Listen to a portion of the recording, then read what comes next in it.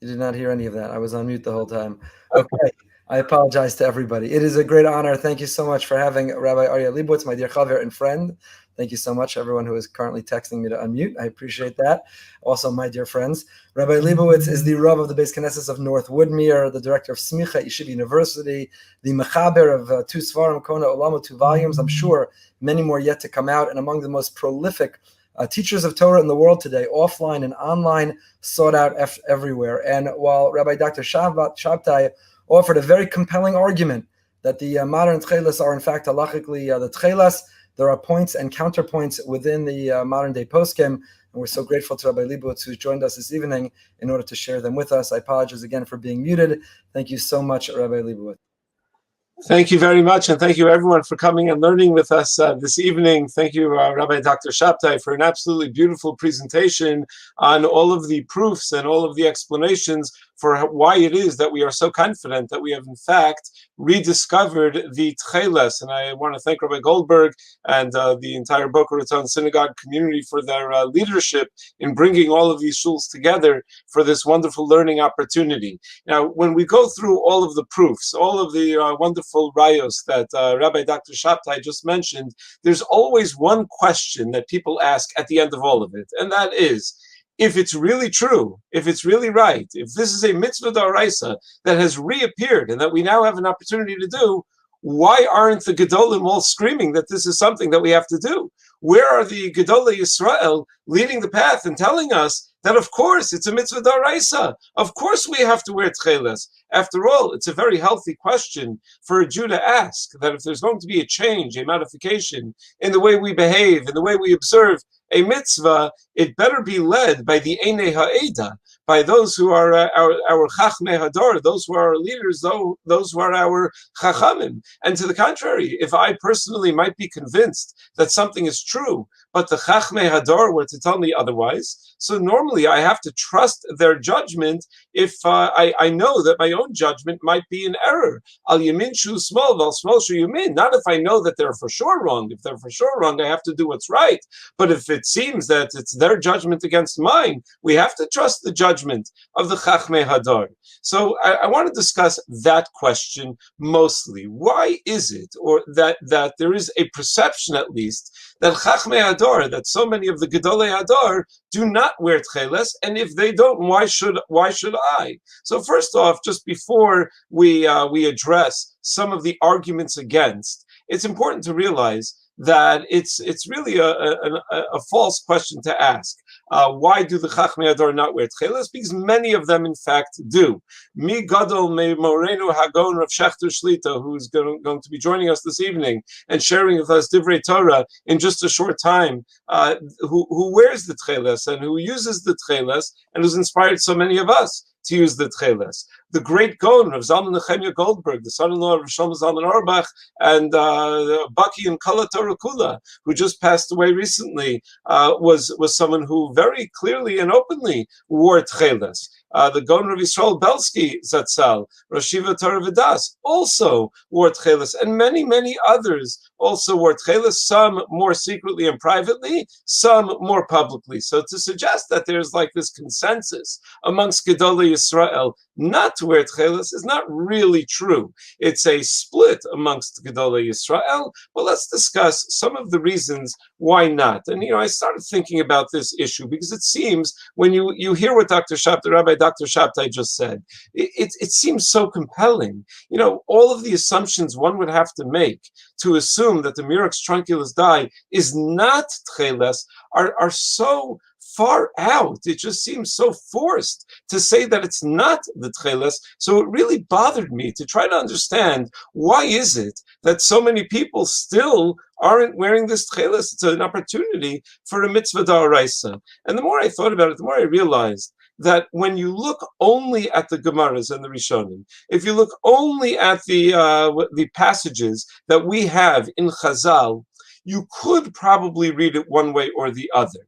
you could read them, most of them, in both directions. There's no explicit Gemara that's against the idea that Murex trunculus is Techeiles, but it's possible to read some of the Ma'amari Chazal in the other direction as well. For example, the Gemara Masechah Shabbos Daf Ayin Dalid tells us that they used to trap the chilazon with a net. That doesn't seem like the wisest way to trap these snails, and therefore many have suggested this is a proof that the Murex is not the Techeiles. The Gemara Masechah Shabbos Daf Ayin Hey Amud Aleph says that if a person traps a chilazon, he's chayav mishum tzeda. It is a violation of the malacha d'oraisa on Shabbos. If one were to do this on Shabbos, of trapping an animal. But we know what the rule is by trapping an animal on Shabbos. If you can catch that animal in a single lunge, then you are not chayiv mishum tzeda. You didn't trap it, you just took it. You know, when I go to my fish tank, I happen to have a fish tank at home, a saltwater fish tank with 4 chilazons in it right now. Who knows, maybe they'll reproduce and I'll have more. But when I want to pick up a chilazon, I don't have to lunge and go after it, and all I do is I stick my hand in and I pull out a chilazon, and that's it, and I have it. So some have suggested that that's a proof that the snail that we have found is in fact not the chilazon, because the Gemara says that you're chayiv mishum tzeda. Now, the obvious response would be, we didn't catch chilazons from my fish tank. It's from the bottom of the ocean that we get chilazons. And although they are slow-moving snails, they are, you watch them move around, they're very slow-moving snails, but to get to the bottom of the ocean and find them and catch them, it's a big avoda. It's not so easy. I'm sure some of the people who are on the Zoom this evening have gone scuba diving and done the chilazon scuba dive to find them at the bottom of the ocean floor. Not something that's easy to do without proper scuba gear. So you would imagine that would be that would qualify as in fact trapping. Or for example, the Gemara Masech Sanhedrin Daf Tzadi Aleph tells us that the chilazon has the ability to climb up a mountain, which means that the chilazon was out of water, could be out of water for an extended period of time and survive just in moist sand as it's climbing up a mountain. And it didn't seem that Murex can do this. So it's just this one I was never really sure how to answer. And just a couple of weeks ago, I went to a fellow in Muncie who reached out to me. His name is Danny Israel, and he has fish tanks full of chilazons. He's breeding chilazons in his fish tanks in Muncie. So he offered me a few of them. That's why I have 4. I used to have just 1. I picked up 3 more from him. And when I was there, I asked him, where did you get all of these from? You know, you can't find them in America. So he said he had them shipped from Morocco. He had them shipped. And the person who was shipping them to him told him, I can't ship these. They're going to die. If I put them in a package, you can't ship them in water. So they're going to die if they're out for so long. And as soon as they arrived, and they were still alive, just wrapped in some wet cloth, he said, aha, the Gemara in Sanhedrin was correct, that they're able to survive outside of the ocean. They're able to survive in moist dirt outside of the ocean. The Gemara Menachos Daf Mem Dalet tells us, Briyaso Domeladag, that the chilazon is like a fish, or it looks like a fish, or its shape is like a fish. And some who argue against the Murex being the chilazon say, I don't see a fish when I look at it. I see a snail when I look at it. It doesn't look anything like a fish. So, that's also a judgment call. I happen to have a shell right here with me. I have a few, this is a deceased chilazon. The chilazon was no longer, the shell is empty on the inside. But some look at this and say, that looks nothing like a fish. Others say, don't you see the shape of its entire body? How it's narrow and then widens and then narrow at the tail end? Isn't that exactly the shape of a fish? This is all a matter of judgment. Meaning one can look at these Gemaras and say, yes, that's exactly the Murex. And one can look at these Gemaras and say, no, that is not at all. That's not at all the Murex. So one of the reasons that I think many people reject the Murex as Techeiles does not really relate to the proofs from the Gemara itself, but many of the other proofs that Rabbi Dr. Shabtai referred to before. And by that I mean the proofs from chemistry, from archaeology, from linguistics, from history. As we pointed out, chemistry tells us how it's almost exactly identical to the color Elan, which we know was the closest approximation of Techeiles.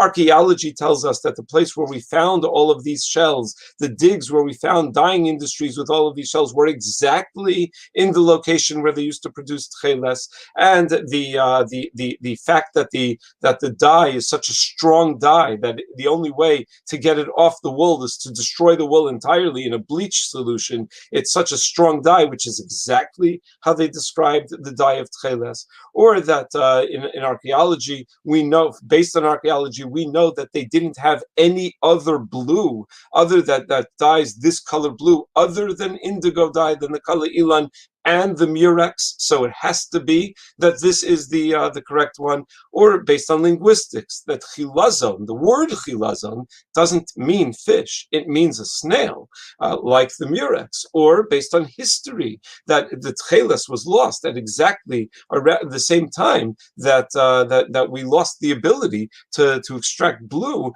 from the murex. And it's the scientific proofs from an academic standpoint. If a person is not looking based purely on Torah sources, and a person is looking at from an academic standpoint, it's a slam dunk. It's going to be very hard to find someone who's going to take an honest look at all of these disciplines and come to the conclusion that this is not the real Techeiles. So one group of people that reject it as Techeiles are generally suspicious of science and suspicious of any proofs that can be brought from science. For example, Rav Elyashiv Zichrono Livracha in his Kovitz Tshuvos, Chelik Aleph Siman Beis, writes a little bit of the history of what Rabbi Dr. Shabtai mentioned, how the Radzina Rebbe was sure that he had found the Techeiles, and he had all the proofs in the world that he was sure were absolutely positive to the identity, to point to the identity of the Chilazon being what he thought it was. And then later on, initially, many Gedolei Yisrael did not agree, and a short while later, they proved that he was incorrect. It became pretty clear to everyone but Radzina Chasidim that the Radzina Rebbe was in fact incorrect. And then says Rav Elyashiv, Shuv Achrei Tkufa Yosemu Cheres, sometime later, Kamu Anshe Mada. So people who have knowledge of sciences arose, Vitanu, Shekol Ma Shechazu Ad Ko, Shav V'Tafalu, that everything that you saw until now was wrong. Only they know what the real chilazon is. Says Rabbi Elyashiv, I don't know, just like the Radzina Rebbe was disproven, probably give it some time and this will be disproven as well. Meaning the scientific proofs aren't going to capture his imagination, and they're certainly not going to cause him to paskin any differently, because science changes. What science knows, if you look at a medical chart in the 1940s of what a perfect diet would be, a perfectly healthy diet, it's like a recipe for death nowadays. The amount of red meat and maybe a cigarette after dinner to make science changes, and what we know changes, and therefore Rav Elyashiv was very skeptical about this. A little less skeptical about science, but also skeptical about Techeiles, is the Gaon Rav Asher Weiss Shlita, who in his Minchas Asher, Chelik Beis Siman Gimel, says that of course we follow scientific findings to determine a metzius, to determine what facts are, what the facts on the ground are. But says Rav Asher Weiss, archaeology is a pseudoscience. Archaeology is based on what we find. He writes, B'tchum zeh ein anu danim b'mada meduyak. We're not dealing with a very precise kind of science. Ella behasharos bilvad. Everything is guesses and estimations. Oh, if I found all of these shells here, it must be this is where a dyeing industry was. It lacks the precision of a science like physics or chemistry. The science of archaeology is filling in a lot of the story because we only have pieces of evidence when it comes to archaeology. And that's, I think, the first group of people who do not want to accept the murex as Techeiles, simply do so for a lack of acceptance of the scientific proof, whether they're suspicious of relying on science in general, or specifically when it comes to archaeology. A second group is those who say, yes, I believe it, and it fits all the Gemaras, and I understand how it could be, but there's no way that you can wear a pair of tzitzis that will satisfy every shita in Rishonim, that will satisfy every opinion that exists. And since these things weren't paskined by the Shulchan Aruch, who are we to paskin? For example, I'll give you four examples actually. Example number one, how many strings should you have that are blue and how many strings should you have that are white? A three-way machlokas Rishonim, the Rambam, the Ravid, and Rashi and Tosos. The Rambam says 1 out of 8, the Ravid says 2 out of 8, meaning 1 out of 4, and Rashi and Tosos half of the strings. How are we supposed to decide between such giants among the Rishonim? Second, the Rishonim disagree as to the exact color of the Techeiles. They argue. The Rambam writes in the source that Rabbi Dr. Shabtai put up on the screen earlier, the Rambam writes that it's the dam of the Chilazon is black. It's black like ink. Rashi in Parshas Truma writes that it's yarok. It's like a yellowish color. And Rov Rishonim assume that it's in fact blue. Now this question is not really such a major question. The Rambam describes the dam of the chilazon, not the finished product, not the dye that we turn into the Techeiles. The dye itself, as it's made, is blue. And yarok is also not so difficult to understand. As you saw some of the pictures that Rabbi Dr. Shabtai put on the screen, in the process, it does turn a yellowish greenish color until it finally settles into a bluish permanent color. A third machlokas rishonim that we have: can you have Techeiles from a non-kosher animal? The Rabbeinu B'chai in Parshas Truma tells us that for any mitzvah, a person needs to use only those animals that are kosher to eat. The Gemara in Masechah Shabbos Tav Chav Ches tells us, Lo huchshru l'melech hashamayim elo or behema tahora bilvad. That when it comes to melech hashamayim, when it comes to using items for a mitzvah and for the big day kahuna and for the curtains in the Mishkan, they had to use kosher animals. So the Yehuda in the Tshuva, Madurat Inyana, or Chaim Siman Gimel says, no, melech hashamayim is not related to the color of something; it relates to the material of something. When we're talking about dyes, that doesn't have to come from a kosher animal, but that too is a machlokas. So how can I ever decide if something is l'chilazon or not? If according to some it has to be from a kosher animal, and according to others it's not from a kosher animal. A fourth machlokas. And Rav Elyashiv points out in his tshuva in Chelik Aleph Siman Beis that there's a machlokas Rashi and the Rambam, that according to Rashi you're not allowed to add in any other chemicals in the dyeing process, whereas according to the Rambam they do put other chemicals in the dyeing process. So based on that, a number of the Achronim were just hesitant to decide in these debates, and the easy way out is to say, we just won't use it because I don't want to go against any of these Gedolei Arishonim. No less an authority than Rabbi Shua Lemekutna in the Sefer Yeshuas Malko writes, Mi yachriya bizman hazeh, between the Rashi and the Rambam. Who's going to make that decision? L'chora, this is a difficult argument to understand. Mi yachriya? Who's going to make a difficult decision? That's why rabbis get paid the big bucks. That's why we have Gedolei HaPoskim to make such decisions. We do it all the time, meaning who's going to be machriya between the Shach and the Taz? Who's going to decide a machlokas? Even nowadays, between Rav Shlomo Zalman and Rav Moshe, who's going to decide? Who's going to decide? That's what we're supposed to do. That's the job. In fact, Rav Moshe Feinstein writes in a tshuva in Yoredeya Chelik Aleph Simin Kuf Aleph. Rav Moshe writes that even sometimes, if a posik determines that the halacha should be against some of the Achronim, Mabekach, some of the great Achronim, he says, Mabekach, why is that a big deal? Havadei sherashayin af anu lachlok al Achronim, we're allowed to argue on the Nagid Yehudas and the Chasam Sofers, v'gam lefam maleze Rishonim, kishiyesh rayos nechonos, and says Rav Moshe, we even have the right to argue on Rishonim if we have proper proofs. And over here, we're not even talking about arguing on Rishonim, we're talking about paskening like what we assume to be the most accepted view in Rishonim. So that's a second category of people that reject the Techeiles. So category number one, those who do not trust the science. Category number two, those who cannot decide in such in so many issues that come up that relate to discussions in the Rishonim. Category number three are those who say, you know what, it's not even worth considering. It's not worth studying because it can't possibly be. And this is based on two subcategories. One that Moreno Agon Rav Shechter Shlita is going to discuss very soon, and that is the issue of Masorah, that perhaps there are those that argue you need a Masorah, you need a tradition in order to do a mitzvah. And the other that we'll discuss briefly now is that there are those that argue that Techeiles was purposely hidden away and is not meant to come back until the days of Mashiach.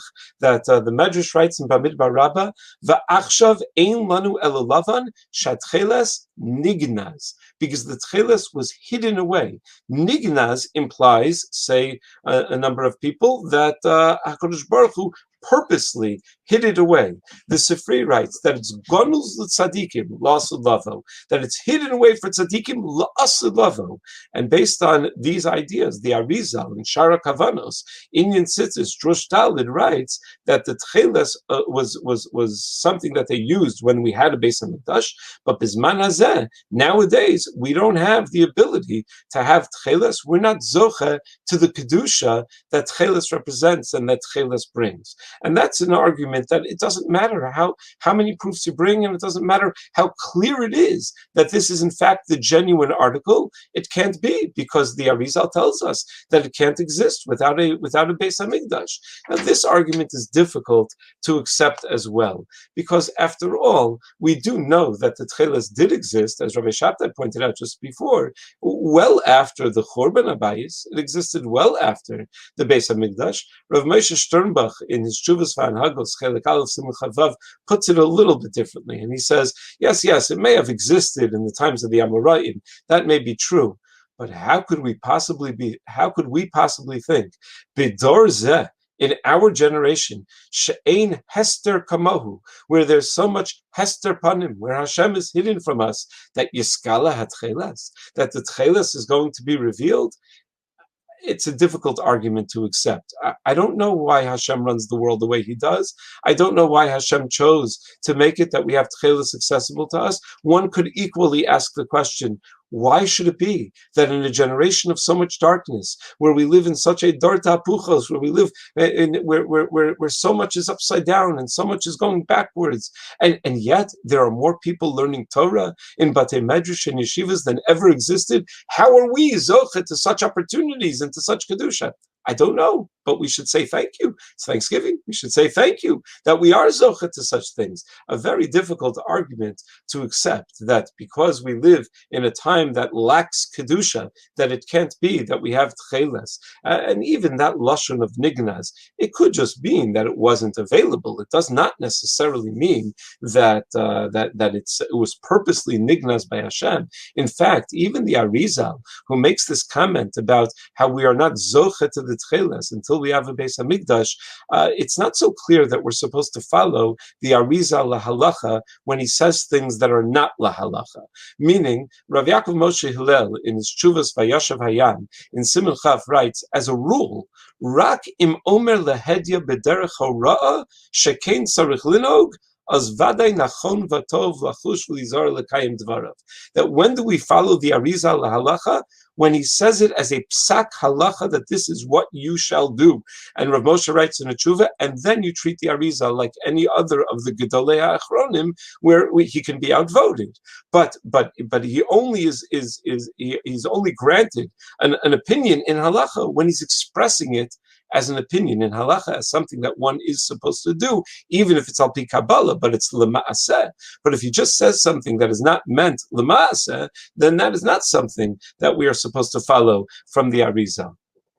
And then there's a final group, and this is perhaps the smallest group, I would imagine, or at least on the books, the smallest group, and the most difficult to understand of all of them. And that is the group that would not wear Techeiles, even after having seen all of the proofs, being convinced by all of the proofs that they are in fact correct, and still, for whatever reason, would shy away from wearing the Techeiles. Now, why on earth would someone do that if you're convinced that it's real and you have an opportunity for a mitzvah d'oraisa?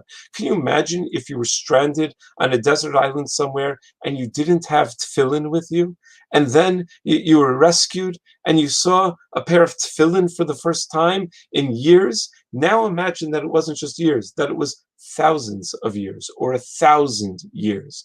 And it wasn't just you, nobody for 1,000 years was able to do this clear mitzvah da'oraisa.